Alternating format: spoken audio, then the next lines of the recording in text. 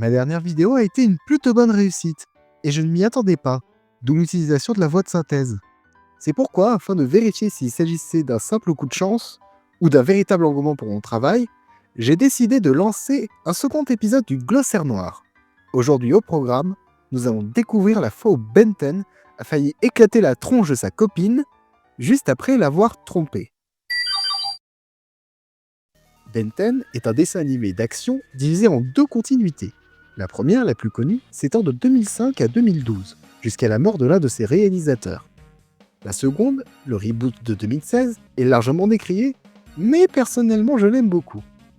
On y suit les aventures de Ben Tennyson, un jeune garçon tombé par hasard sur l'Omnitrix, un artefact alien lui permettant de se transformer en 10 extraterrestres différents.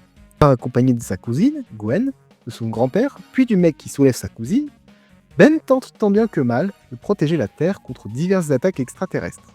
La série est extrêmement populaire grâce à son concept, placer un enfant borné dans des situations qui le dépassent, et avec le tempérament de Ben qui devient soit la solution, soit la cause des problèmes.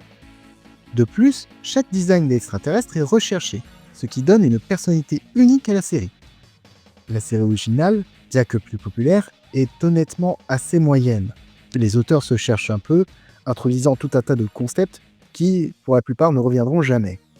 La seconde série, Ben 10 Alien Force, puis Ben 10 Ultimate Alien, que maintenant on va appeler Ben 10 UAF, est écrite par Dwayne McDuffie, l'auteur du film All-Star Superman, ainsi que le créateur de la série Static Shock, deux mastodontes dans le domaine du dessin animé super-héroïque. Au cours de la conception de Ben 10 UAF, il décidait que Ben aurait une copine. Si Gwen peut soulever un malfrat, pourquoi pas Ben ? Du coup, durant le développement de la série, deux personnages sont créés pour l'occasion. Elena, le dernier personnage conçu pour la série classique, la star du film Ben 10 Alien Swarm, ainsi que second personnage féminin trouvable sous forme de jouet, l'autre personnage féminin étant Gwen, et Julie, que Dwayne a créé à la va-vite en attendant la conception d'Elena. Finalement, c'est Julie qui reste dans la version finale de la série. Le film Alien Swarm est poliment ignoré par Alien Force, avant d'être vaguement intégré à Ultimate Alien. Ben et Julie forment un couple en temps de scie, notamment parce que leur source d'inspiration est Mark et Amber du comics Invincible. Ben prend très au sérieux le fait de sauver des gens, mais seulement quand ça l'arrange. Si ensemble qu'une fois, je vois pas ce qui a pu t'arriver de mal. Tu m'as abandonné au sommet d'une antenne de radio. C'était uniquement pour ta sécurité. J'étais en sécurité à plus de 50 mètres. Tu ne pouvais pas en tomber, tu étais maintenu par une toile d'araignée. Rectification, finalement, je déteste ton cousin. De son côté, Elena est une sorte de cinglée, ayant renoncé à son humanité pour fusionner avec la colonie de puces électroniques qui a tué son père. Maintenant que toute cette exposition est faite, nous pouvons rentrer dans le vif du sujet. Un de mes épisodes préférés de Ben 10 Ultimate Alien, intitulé « La petite amie parfaite ». L'épisode s'ouvre sur Ben accompagnant Julie à l'aéroport, la menant à sa compétition de tennis. Ben apprend alors qu'un de ses plus cruels ennemis, le serpent, s'est échappé. Il part donc en laissant sa copine derrière lui. Arrivé au repère du serpent, Ben, transformé en transformo, se fait piéger dans une centrifugeuse géante destinée à l'étirer jusqu'à détacher ses atomes. Il est sauvé par l'intervention de Julie, puis de la police. On enchaîne sur la maison des Tennyson, où Julie adopte un comportement étrange. Pas totalement anormal, mais clairement différent. Elle semble affectée par son chien alien, son copain alien, ou encore les proches aliens de son copain alien.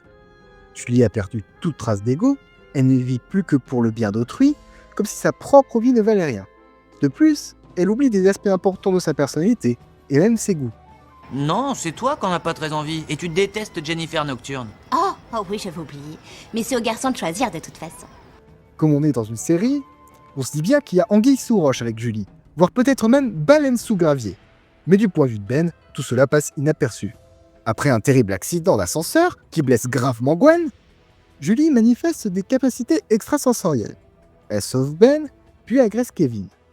Gwen et Kevin insistent pour que Ben se pose des questions à son sujet, mais il refuse de les croire, préférant imaginer qu'un antagoniste se sert de Julie comme couverture pour les attaquer. Plus tard, Ben, qui a une confiance aveugle en Julie, cherche à la remercier pour sa dévotion. Il la laisse faire ce qu'elle veut, pensant qu'elle va regarder le tournoi de tennis qu'elle a abandonné. Or, à la télévision, un match est diffusé. Et c'est Julie qui est en train de jouer. Petite touche de réalisme que j'aime beaucoup, Ben ne regarde pas un direct, mais une rediffusion d'un match joué la veille sur un autre continent. C'est plus réaliste que de tomber par hasard sur un direct, tout en restant aussi con. Mais revenons à l'épisode, car on apprend alors qu'Elena a pris la place de Julie au moment même où cette dernière est montée dans l'avion. Le personnage d'Elena n'a jamais été créé par Dwayne, l'auteur de la série. C'est pourquoi elle n'apparaît que tardivement. À la fin de son épisode de réintroduction, elle se suicide, consciente que sa fusion avec les puces extraterrestres est en train de la rendre folle. Et manifestement, c'est le cas. L'esprit d'Elena s'est diffusé dans l'ensemble des puces électroniques qui pensent toutes être elle. Voyez ça comme Spider-Man, mais en moins dégueulasse. Ayant perdu son père, il ne reste plus qu'une personne autour de laquelle graviter, Ben. Elena développe alors une obsession maladie envers lui. Elle ne joue pas la petite amie parfaite pour lui plaire, mais parce que son ego s'est véritablement dissous dans la colonie d'êtres qui compose son corps. Elena n'a aucune idée de comment vivre sans la validation de son bien-aimé. Malheureusement, le cœur de Ben est déjà pris par Julie, qui n'a pas décidé de le lâcher. Il s'ensuit alors un échange qui m'a profondément marqué, au plus profond de ma chair et de mon esprit. Grâce à ces puces électroniques, je peux faire ce que je veux. Et tout ce que je veux faire, c'est te satisfaire. Qu'est-ce qu'il y a de mal à ça? Elena, toi, tu veux quoi? Est-ce que c'est important? Oui, ça l'est. Il faut que tu fasses ce dont toi tu as envie, Elena. Et tu ne comprends pas, c'est toi que je veux. Ce n'est pas suffisant. L'épisode se conclut sur un combat que Ben perd, car il n'est pas aussi cruel que son adversaire.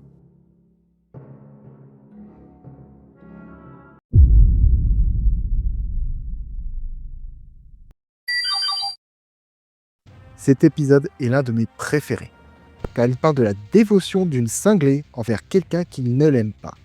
Le tout sous couvert d'éléments surnaturels comme le transhumanisme et les aliens. C'est un épisode avec très peu d'action, centré sur un personnage au destin tragique. Elena a été conçue comme la première véritable copine de Ben. Elle aurait dû rester jusqu'à la fin. Cette touche méta rend le personnage d'autant plus poignant. D'Elena et de Ben, ils sont attirés l'un par l'autre. Tout le monde peut le voir. Mais Frack lui a porté des problèmes. Elle a tout perdu, sa mère, son père, son copain, son travail, son corps et sa dignité. Voilà pourquoi j'apprécie autant Ben 10 UAF. C'est la première série d'action que j'ai vue s'attarder sur l'évolution psychologique de ces personnages. Ce n'est pas grand-chose, mais suffisant pour sortir le personnage féminin de l'archétype de la fille cool. Regardez Ben 10 UAF, c'est pour moi le meilleur sous-invincible qui existe. Générique de fin.